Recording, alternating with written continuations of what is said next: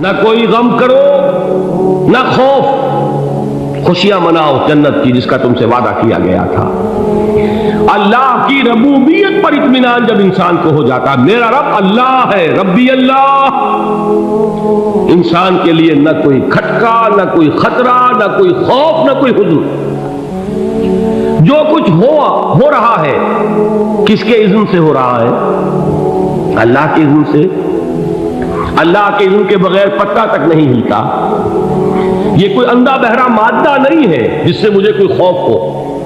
اندھا بھینسا چلا آ رہا ہو اس سے تو ڈرنے کا ہر انسان کو ڈرنا چاہیے، نہ معلوم کس کو ٹکر مار دے۔ لیکن نہیں، اس کائنات کو چلانے والا ایک سمیع و بصیر خدا ہے، وہ جو میرا دوست ہے، میرا ولی ہے۔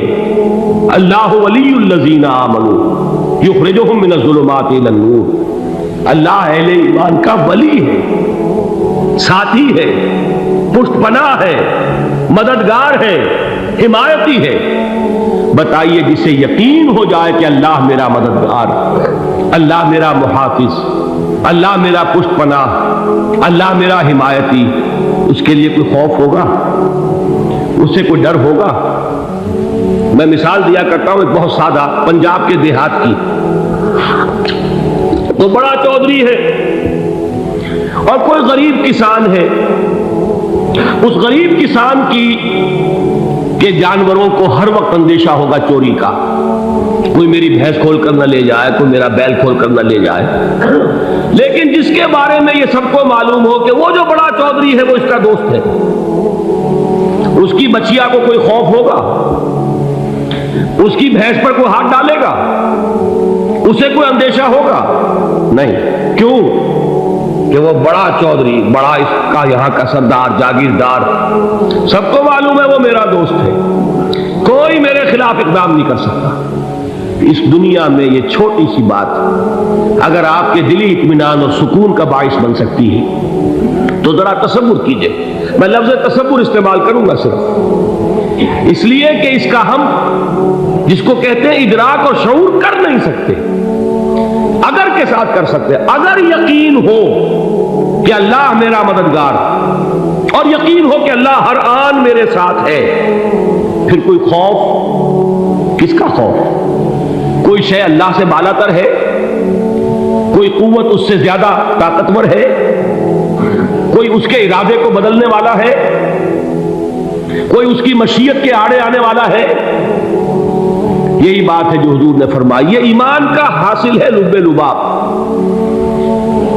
کہ دیکھو اچھی طرح اس بات کو ذہن نشین کر لو، اگر تمام انسان مل کر تمہیں کوئی نقصان پہنچانا چاہے نہیں پہنچا سکتے، مگر جو کچھ اللہ نے لکھ دیا ہو، اور تمام انسان مل کر تمہیں کوئی نفع پہنچانا چاہے نہیں پہنچا سکتے، مگر وہ شے جو اللہ نے طے کر دی۔ آپ پھر میں کہوں گا ذرا طاری کیجئے، اسے فرض کیجئے، اسے سوچئے۔ اگر اس حدیث پر ہمارا دل ٹھکا ہوا ہو تو کسی سے ڈر ہوگا؟ یہ مجھے نقصان نہ پہنچا دے، یہ میری رپورٹ خراب نہ کر دے، یہ میری انکریمنٹ نہ رکوا دے، یہ میرا یہ نہ بگاڑ دے، یہ میرے یہ نقصان نہ پہنچا دے۔ اس کا ڈر، اس کا ڈر، اس کا خوف، اس کی خوشامد، اس کے لیے جا کر طرح طرح سے اپنی عزت نفس کو ذلیل کروانا اس کے سامنے، یہ سب کچھ کیوں کرتا ہے انسان؟ جب سمجھتا ہے کہ اس کے ہاتھ میں میرا کوئی نفع ہے، اس کے ہاتھ میں میرے لیے کوئی ضرر ہے، یہ مجھے کوئی غضب پہنچا سکتا ہے، یہ مجھے کوئی نقصان پہنچا سکتا ہے، یہ میرا کوئی کام بنا سکتا ہے، یہ میری کوئی ضرورت پوری کر سکتا ہے، اسی کا نام شرک ہے۔ جہاں آپ نے یہ سمجھا کہ غیر اللہ کے اندر کوئی طاقت موجود ہے، وہی شرک ہے۔ بتوں سے تجھ کو امیدیں، خدا سے نو امیدی، مجھے بتا تو صحیح اور کافری کیا ہے؟ شرک تو یہ ہے۔ جس پر بھی تمہیں یہ خیال ہے، کلمہ ہے یہ کلمہ سوم، لا حول ولا قوت الا باللہ، ذرا اس پر دل کو کبھی اگر آپ تصور کریں، پھر فرض کریں، دل ٹھک جائے، اس پر کوئی طاقت نہیں۔ یہی بات تھی جو شیخ عبد القادر جیلانی رحمۃ اللہ علیہ نے اپنی وصیت میں اپنے بچے سے کہی۔ 11ویں دینے والے ہیں لیکن حضرت شیخ عبد القادر جیلانی کی وصیت اور تعلیمات کو کتنے لوگ ہیں تم جانتے ہو؟ یہ جن مقامات تک پہنچے ہیں وہ کس چیز کی بدولت پہنچے؟ انہوں نے جو پیغام دیا وہ کیا تھا؟ اے میرے بچے، جس طریقے سے قرآن مجید میں حضرت لقمان کی نصیحتیں جو ہے نقل کر دی گئی ہیں، میں یہ عرض کروں گا بالفرض اگر قرآن حضرت عبد القادر جیلانی کے بعد نازل ہوا ہوتا تو شیخ عبد القادر کی یہ نصیحتیں بھی قرآن میں درج ہوتی۔ اتنی اونچی نصیحتیں ہیں۔ اے میرے بچے، اس حقیقت کو ذہن نشین کر لے، لا فاعل فی الحقیقت ولا مؤثر الا اللہ۔ اس کائنات میں نہ کوئی فاعل حقیقی ہے نہ مؤثر حقیقی ہے سوائے اللہ۔ کسی شے میں کوئی تاثیر نہیں اگر اللہ نہ چاہے۔ آگ جلا نہیں سکتی اگر اللہ نہ چاہے، پانی ڈبو نہیں سکتا اگر اللہ نہ چاہے، زہر ہلاک نہیں کر سکتا اگر اللہ نہ چاہے، کوئی چیز فائدہ نہیں پہنچا سکتی اگر اللہ نہ چاہے۔ تو در در پہ کیوں سر جھکاتے ہو؟ در در پر کیوں جبیسائی کرتے ہو؟ سب کے سامنے کیوں ہاتھ پھیلاتے ہو؟ ایک اللہ سے مانگو، ایک اللہ کے سامنے زمین پر اپنی جبین رکھو۔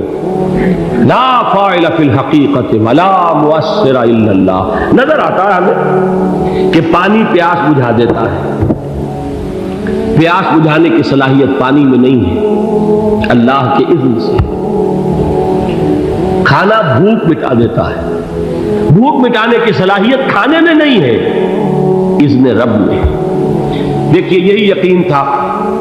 حضرت موسیٰ علیہ السلام کا واقعہ یاد کیجئے، سامنے سمندر آ گیا ہے، قوم دیکھتی ہے پیچھے کہ گرد و غبار کا طوفان۔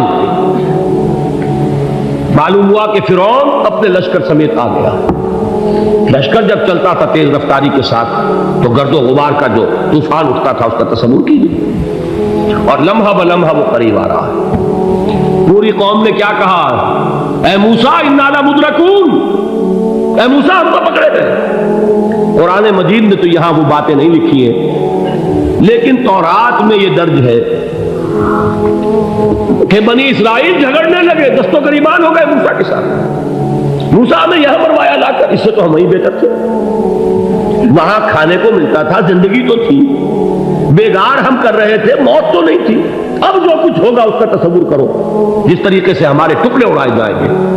تو لڑ رہے ہیں حضرت موسیٰ علیہ السلام سے۔ یہ تورات کی تفصیل ہے، قرآن میں صرف اتنا آیا ہے، پریشان ہو کر انہوں نے کہا انا لمدرکون، موسیٰ ہم تو پکڑے گئے۔ اس وقت موسیٰ کا جواب کیا ہے؟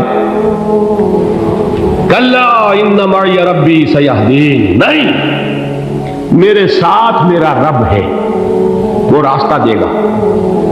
بتائیے کہاں راستہ نظر آ رہا ہے؟ یہ ہے ایمان بالغیب۔ راستہ نظر نہ آئے تب اللہ پر یقین ایمان ہے۔ جیب میں پیسے ہوں اور تب دل کو اطمینان ہے تو ایمان کس پر ہوا؟ پیسے پر، اللہ پر نہیں۔ جب وسائل و ذرائع نہ ہو اور پھر یقین ہو کہ اللہ مسبب الاسباب ہے، وہ اسباب کا پابند نہیں ہے، وہ اسباب کا محتاج نہیں ہے، اسباب اس کے محتاج ہے۔ اگر یہ یقین ہے تو اللہ پر ایمان ہے، یہ نہیں ہے تو تمہارا ایمان اسباب پر ہے، وسائل پر ہے، ذرائع پر ہے، مادیات پر ہے، اللہ پر نہیں۔ اس وقت کہاں راستہ تھا؟ کوئی راستہ تھا؟ سمندر ہے اور ادھر سے لشکر آ گیا ہے۔ کلا ان معی ربی سیہدین۔ اب دیکھیے ایمان کہہ دینا آسان ہے، ہوا معکم اینما کنتم، جہاں کہیں بھی تم ہوتے ہو اللہ تمہارے ساتھ ہوتا ہے، لیکن اس کا یقین قائم ہو جائے تو زمین و آسمان کا فرق واقع ہو جائے۔ یہی بات ہوئی حضور کے ساتھ۔ غار ہے، چھپے ہوئے ہیں محمد رسول اللہ اور آپ کے وہ یار غار ابو بکر صدیق رضی اللہ تعالی عنہ۔ اقبال نے حضرت ابو بکر کی شان میں چند اشعار کہیں صرف، لیکن واقعہ یہ ہے کہ بھاری بھاری نظموں پر اور قصیدوں پر بھاری ہے، طویل ترین نظمیں اور قصیدے ہوں ان پر بھاری ہے۔ ہمتیں ابو بکر کی ہمت جو ہے، کشت ملت را چوں اب، جیسے بارش سے کھیتی اپجتی ہے ابو بکر کی ہمت اور عزیمت اس امت کو اسی طرح سینچنے والی ہے۔ ثانیے اسلام و غار و بدر و قبر، وہ دوسرے تھے اسلام میں، دوسرے پہلے کون تھے؟ انا اول المومنین، حضور فرماتے ہیں سب سے پہلا ایمان لانے والا میں، دوسرے ابو بکر۔ ویسے ہمارے ہاں یہ چلتا ہے اختلاف، حضرت علی پہلے ہیں کہ حضرت ابو بکر پہلے ہیں، لیکن اس میں بڑی خوبصورت تطبیق قائم کی ہے علماء نے، اور بہت صحیح ہے۔ چار کے بارے میں فیصلہ ہی مت کرو کہ کون پہلے، ان کی ایک عجیب تقسیم کر دی ہے۔ آزاد مردوں میں، بالغ مردوں میں سب سے پہلے ابو بکر، بچوں میں سب سے پہلے علی، خواتین میں سب سے پہلے خدیجہ، اور غلاموں میں سب سے پہلے زید بن حارثہ۔ بڑی پیاری تقسیم ہے، یہ چاروں ہی پہلے ہیں، ہر ایک کے لیے اولیت ہے۔ اور واقعہ یہ ہے کہ اگر زمانی اعتبار سے تعین ہوگا تو پہلے خدیجۃ الکبریٰ آئیں گی رضی اللہ تعالی عنہ، کسی اور سے بات کرنے کی نوبت بعد میں آ سکتی ہے، پہلے تو اہلیہ محترمہ سے بات ہوئی، آتے ہی پہلی وحی ہوئی ہے، ابھی تبلیغ کا حکم نہیں تھا، کس کو بتایا واقعہ؟ ابھی اپنی نبوت کی تبلیغ کا تو حکم ہی نہیں آیا، واقعہ کس کا ہے؟ وہ خدیجہ کا ہے۔ جب کہا ہے کہ خشیت علی نفسی، مجھے اپنی جان کا اندیشہ ہے، تو کیا جواب دیا خدیجہ نے رضی اللہ تعالی عنہا؟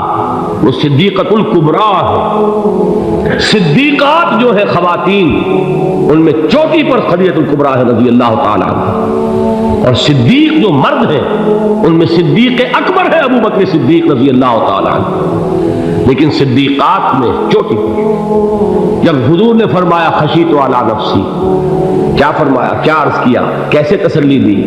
نہیں، اللہ آپ کو ضائع نہیں کرے گا، آپ غریبوں کے ہمدرد ہیں، آپ مساکین کے تکالیف رفع کرنے والے ہیں، آپ بیواؤں کی سرپرستی کرتے ہیں، آپ مسافروں کی خدمت کرتے ہیں، اللہ آپ کو ضائع نہیں کرے گا۔ یہ یقین ہے اس خاتون کے اندر۔ خیر وہ ایک علیحدہ بات ہو جائے گی۔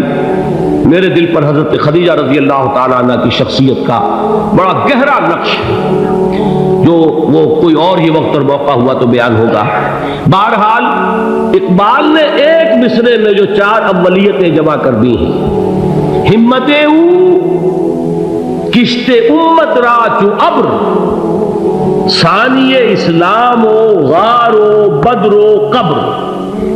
اسلام میں حضور کے بعد پہلے کون؟ ابو بکر۔ غار میں حضور کے ساتھ کون؟ ابو بکر۔ بدر کی رات اللہ کا رسول سر بسجود، وہ جھاڑ، وہ گھاس پھوس کی جو جھوپڑی بنائی گئی تھی، اور وہاں تلوار ننگی لے کر پہرا دینے والا کون؟ ابو بکر۔ اور اس حجرہ عائشہ میں محمد کے بعد سب سے پہلے دفن ہونے والا کون؟ ابو بکر رضی اللہ تعالی عنہ صلی اللہ علیہ وسلم۔ وہ جو معاملہ میں سنا رہا تھا غار ثور کا، حضرت ابو بکر بھی حضور کے خیال سے لرز گئے ہیں۔ آپ کو یاد ہوگا کہ جا کر پہلے تمام جتنے سوراخ تھے انہیں بند کیا ہے، ایک سوراخ رہ گیا تھا جس کو بند کرنے کے لیے کوئی کپڑا نہیں تھا، وہاں اپنی ایڑی رکھی ہے، تب کہا ہے حضور سے تشریف لائیے، اور اپنے زانو پر حضور کو لٹایا ہے، اور وہاں کسی موذی جانور نے کاٹا ہے، حضور کی آنکھ لگ گئی تھی، اس وقت اس بل کے اندر جو بھی بچھو ہے کیا ہے واللہ عالم، اس نے کاٹا ہے، اس کی تکلیف کی وجہ سے ابو بکر کی آنکھوں سے آنسو ٹپک گئے، حضور کے چہرے مبارک پر پڑے ہیں، تو حضور جاگے ہیں، معاملہ کیا ہے؟ ایڑی نہیں ہٹائی وہاں سے، مبادا وہ جانور وہاں سے نکل کر محمد الرسول اللہ کو کوئی گزن پہنچا دے، ابو بکر کی ایڑی ہے، جس طرح چاہے کھا لے، ختم کر دے، جان نکل جائے تب کوئی آنچ آئے، محمد پر تو آئے، لیکن جیتے جی نہیں۔ وہ ہے ابو بکر حضور کے خیال سے۔ اس وقت حضور نے پھر اپنا لعاب دہن لگایا ہے، اور اس سے پھر آپ کی تکلیف ختم ہوئی۔ جیسے خیبر میں حضرت علی کی آنکھ دکھ رہی تھی، اس کو جو شفا حاصل ہوئی ہے وہ بھی حضور کے لعاب دہن سے ہوئی. تو بہرحال اس وقت انہوں نے کہا ہے کہ اے نبی یا رسول اللہ، اگر اس وقت ان میں سے کسی نے غیر ارادی طور پر بھی اپنے قدموں کی طرف جھانک لیا تو پکڑے جائیں. کیا جواب تھا اللہ کے رسول کا؟ لا تحزن ان اللہ معنا. اللہ ہمارے ساتھ ہے، کیوں گھبراتے ہو ابو بکر؟ یہ ہے ایمان باللہ، میرا مالک اللہ، میرا رازق اللہ، میرا محافظ اللہ، میرا مددگار اللہ، میرا پشت پناہ اللہ، میرا دوست اللہ.